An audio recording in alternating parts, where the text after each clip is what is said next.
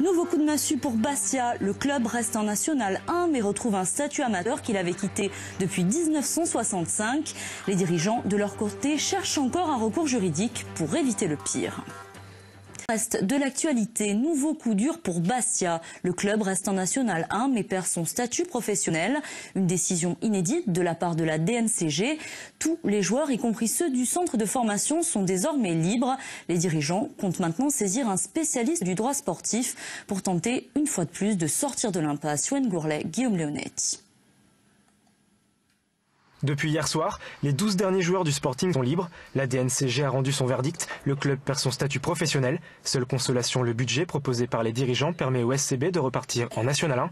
Mais en ville, ce matin, c'est la déception qui primait. Mon père m'a porté au stade quand j'étais tout jeune, évidemment. Je suis triste, quoi. C'est un pan du football corse qui s'en va, quoi. On le mérite, parce que souvent j'ai eu honte, moi, d'être corse quand je regardais certains matchs. Je pense notamment quand on a sifflé la Marseillaise, je pense à l'histoire contre Reims, Lyon, là, on a frappé le goal. Une année chaotique qui se termine sur cette sanction inédite. Le club traverse là la plus grande crise de son histoire. Il y avait déjà eu des gouffres financiers. Mais qui, dans les réalités du football des années 80-90, était surmontable.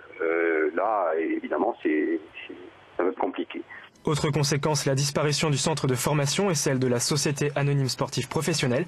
Elle permettait au club de gérer les droits télé, le sponsoring et les contrats pro. C'est désormais l'association Sporting Club de Bastia qui reprend les commandes en amateur. À leur côté, les socios, c'est leur campagne de dons sur Internet qui a réuni plus de 130 000 € en 4 jours. Ici, la nouvelle, elle est mieux accueillie. Petit coup de pouce de la DNCG nous donne la chance de repartir en amateur avec l'association en National 1. Il ne faut plus perdre de temps et commencer à recruter des joueurs et tout, même si c'est que des joueurs corse ou quoi, avec la motivation, avec le public, ils pourront jouer le maintien, mais il faut se dépêcher, quoi. Les socios s'appellent les 10 potentiels repreneurs à se joindre à eux pour repartir sur des bases solides, mais investisseurs et dirigeants restent muets, laissant dans l'attente les supporters et les 110 salariés du club.